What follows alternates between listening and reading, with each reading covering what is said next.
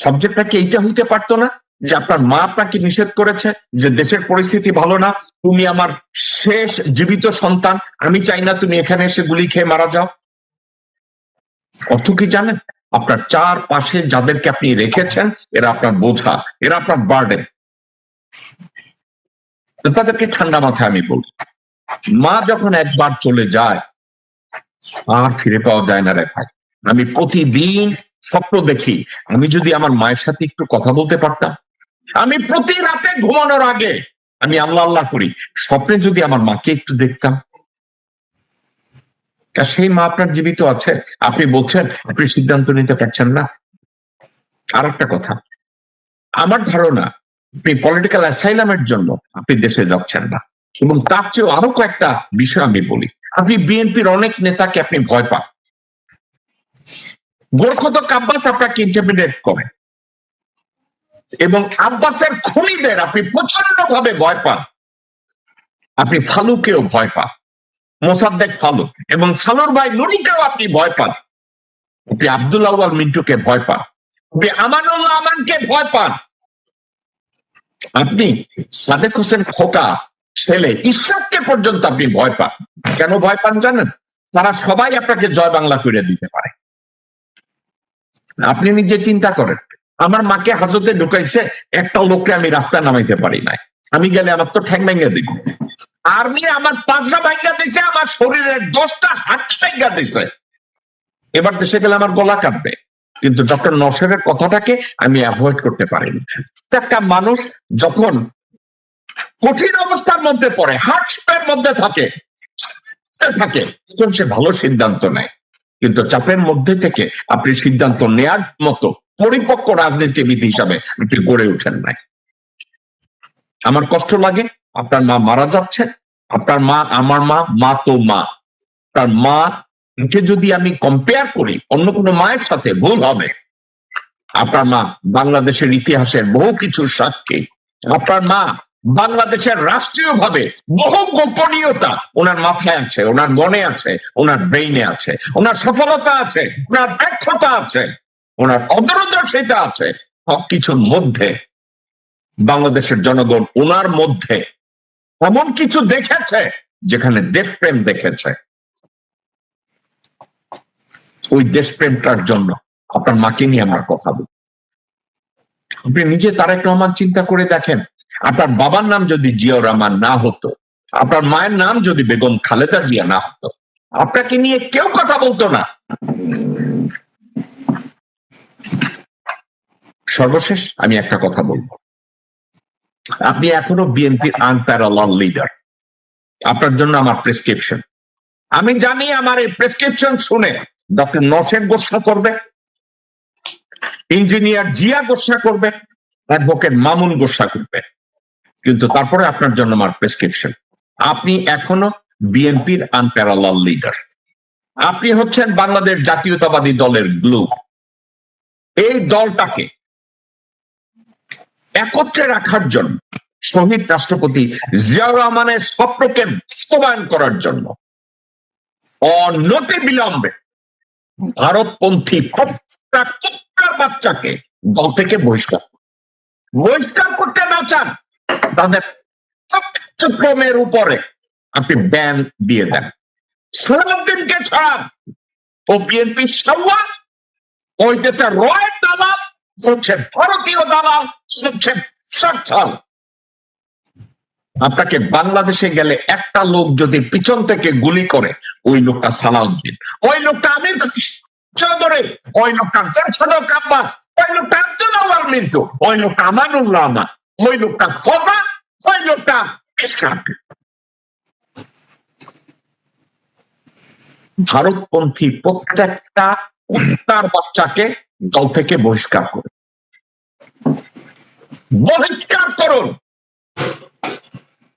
আর একটা কাজ করুন, আপনি নিজে আপনার স্পিচ রাইটার পরিবর্তন করে নিজে বলেন যে ভারতের সম্প্রসারণবাদের যে কোনো নীতিকে বিএনপি গ্রহণ করবে না। ভারতের পিছনে কোন প্রকার বরদাস্ত বিএনপি করবে না। আপনি যদি একটা 10 মিনিটের ভাষণ দেন, পুরা বিএনপি আপনার পিছনে দাঁড়িয়ে যাবে। আপনি যদি গোরখদক আব্বাসকে দল থেকে লাথি মেরে বের করে দেন, ও মধ্যেও নেরিকুত্তা হয়ে যাবে।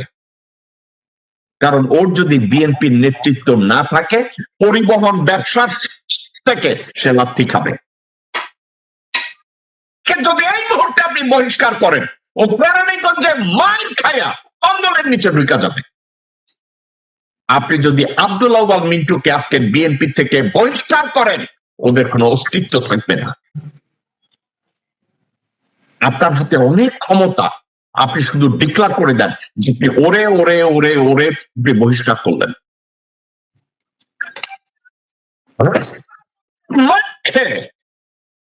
বিড়বিড় করবে আপনার পিছনে। 2, আপনার জন্য আরেকটা সাজেশন। এই মুহূর্তে আপনি বলেন যে আপনার দেশে না যাওয়ার পিছনে আপনার লজিক কারো কাছে জিজ্ঞাসা করেন না, মন থেকে আপনি বলেন আমি এর জন্য চাই না। আপনার যদি ব্রিটিশ অ্যাসাইলামের জন্য আপনি যদি ওখানে না যান, যেহেতু আমি লিগ্যাল প্র্যাকটিসে আছি, আমি জানি আপনার ওখানে কিছু লিগ্যাল ইস্যু আছে, এটা আপনি বলতেই পারেন। কিন্তু একটা কথা, অ্যাগেইন, রাজনীতি যারা করে তারা সবসময় রিস্ক নেয়। আপনার বাবা জীবনের বড় রিস্ক নিয়েছিল আপনার মাকে এবং আপনার ভাইকে সহ, দেশের জন্য রিস্ক নিয়েছে।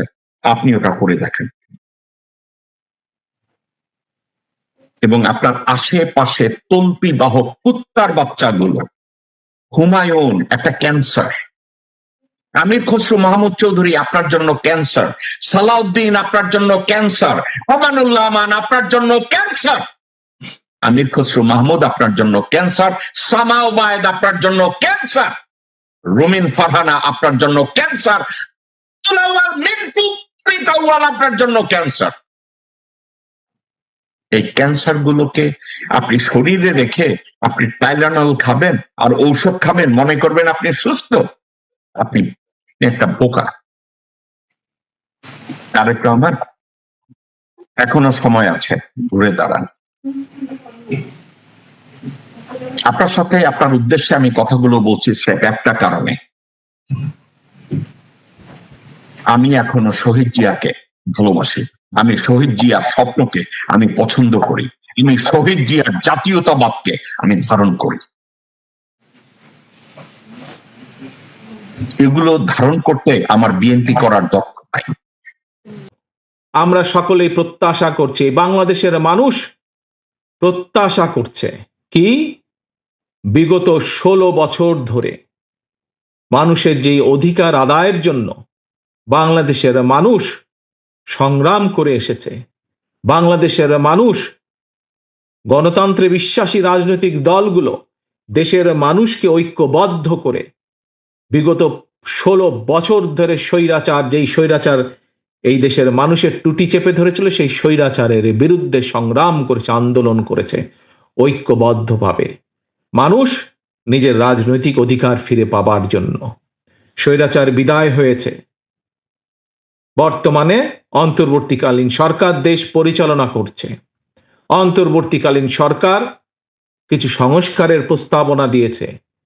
অন্তর্বর্তীকালীন যেই সংস্কারগুলোর প্রস্তাব দিয়েছে, এই প্রস্তাবগুলো প্রায় 90%, 95% প্রস্তাবনা বিএনপি আরো 2.5 বছর আগে দেশের সামনে, দেশের মানুষের সামনে উপস্থাপন করেছে।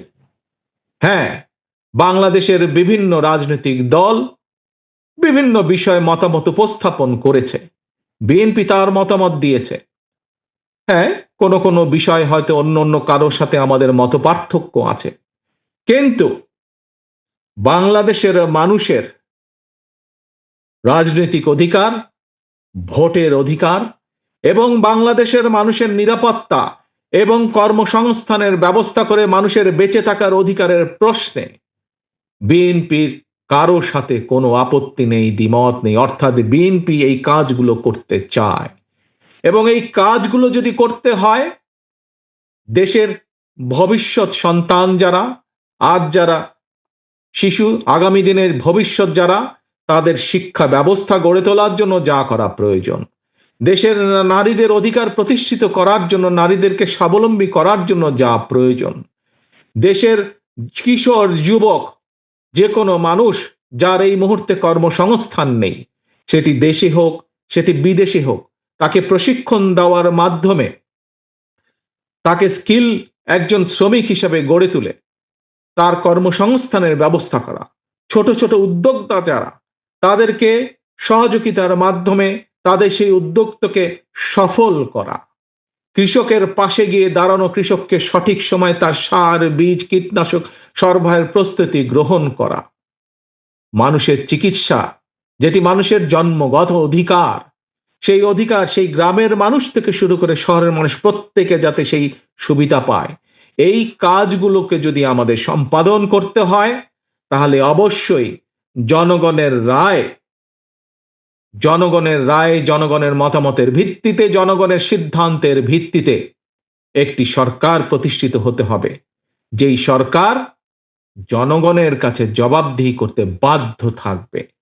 এখন অন্তর্বর্তীকালীন সরকার, প্রিয় ভাই বোনেরা, এখানে উপস্থিত প্রত্যেকটি মানুষের আপনাদের জানা আছে যে আগামী বছর ফেব্রুয়ারির প্রথমার্ধে তারা নির্বাচনের ব্যবস্থা করবে।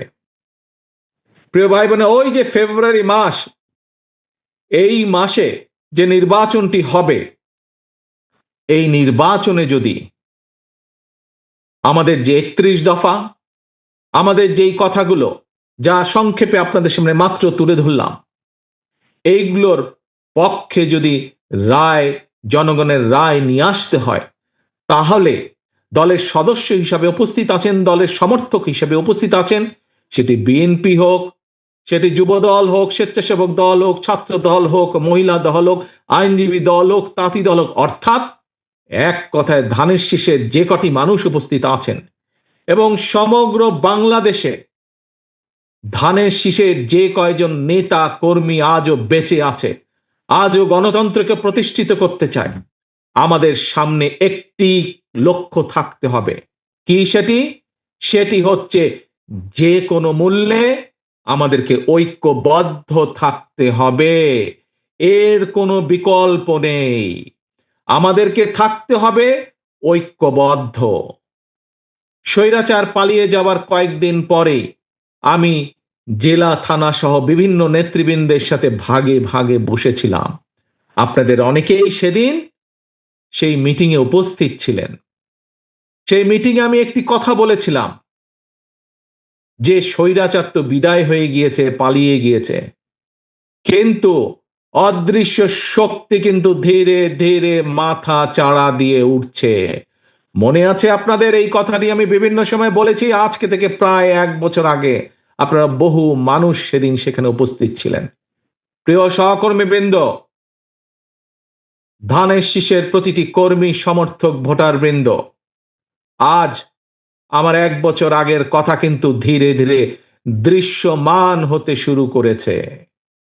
আজকে যদি দেশের স্বার্থের কথা আমরা বিবেচনা করি, দেশের মানুষের অধিকারকে, সেটি রাজনৈতিক অধিকার, দেশের মানুষের অর্থনৈতিক অধিকার যদি প্রতিষ্ঠিত করতে হয়, যা শহীদ রাষ্ট্রপতি জিয়াউর রহমান উন্নয়ন উৎপাদনের রাজনীতি শুরু করে গিয়েছিলেন, যে রাজনীতি দেশনেত্রী খালেদা জিয়া যে ভবিষ্যৎ প্রজন্মের জন্য নারী শিক্ষা সহ গণতন্ত্রের যে অগ্রযাত্রা শুরু করে গিয়েছিলেন, সেই অগ্রযাত্রাকে, উন্নয়ন এবং শিক্ষা এবং গণতন্ত্রের অগ্রযাত্রাকে যদি ধরে রাখতে হয়, যদি সামনের দিকে এগিয়ে যেতে হয়, আমাদের আর আজকে বসে থাকার সময় নেই। প্রিয় সহকর্মীবৃন্দ, বিএনপির প্রতিটা নেতা কর্মীকে আজ যে কোনো মূল্যে, আমি জানি বিশাল দল, আমাদের বিশাল দল, স্বৈরাচারের আমলে প্রায় 50 লক্ষেরও বেশি নেতাকর্মীর নামে মিথ্যে মামলায় ছিল আমাদের দলের। এত অনেক, পৃথিবীর অনেক দেশ আছে যেই দেশের টোটাল জনসংখ্যাও এর থেকে কম, এত সংখ্যক নেতাকর্মী আমাদের। থাকতেই পারে বিভিন্ন নেতাকর্মীর বিভিন্ন মতামত, থাকাটাই স্বাভাবিক, কিন্তু দলের যখন একটি সিদ্ধান্ত গৃহীত হয়ে যাবে, আমাদের কাজ হচ্ছে দলের সিদ্ধান্তের পিছে এসে দাঁড়ানো। কারণ আপনারা কি কারো ব্যক্তি কর্মী, নাকি আপনারা ধানের শীষের কর্মী? বলুন তো আমাকে, কার কর্মী আপনারা? আপনারা কার কর্মী, কোনো ব্যক্তির নাকি ধানের শীষ? ধানের শীষের কর্মী আপনারা, জাতীয়তাবাদী শক্তির কর্মী আপনারা। কাজেই জাতীয়তাবাদী শক্তি ধানের শীষের পক্ষ থেকে যখন একটি সিদ্ধান্ত হয়ে যাবে, প্রিয় সহকর্মীবৃন্দ, আমাদের প্রত্যেকটি মানুষের দায়িত্ব হচ্ছে, যারা আমরা দেশনেত্রী খালেদা জিয়া, যারা আমরা শহীদ রাষ্ট্রপতি জিয়াউর রহমানের রাজনৈতিক আদর্শে বিশ্বাস করি, আমাদের প্রত্যেকের দায়িত্ব হবে সেই সিদ্ধান্তকে যে কোনো মূল্যে বাস্তবায়ন করা। এবং আজকে যেমন আপনারা সকলে ঐক্যবদ্ধভাবে এই সম্মেলনকে আপনারা সফল করলেন, আমরা যদি আগামী ফেব্রুয়ারি মাস পর্যন্ত প্রত্যেকটি নেতা কর্মী এরকম ইস্পাতের মতন ঐক্যবদ্ধ থাকতে পারি, তাহলে আজ যেমন একটি সফল সম্মেলন অনুষ্ঠিত হলো, ইনশাল্লাহ আমরা একটি সফল জনরায় আমাদের পক্ষে আনতে সক্ষম হব, প্রিয় সহকর্মীবৃন্দ।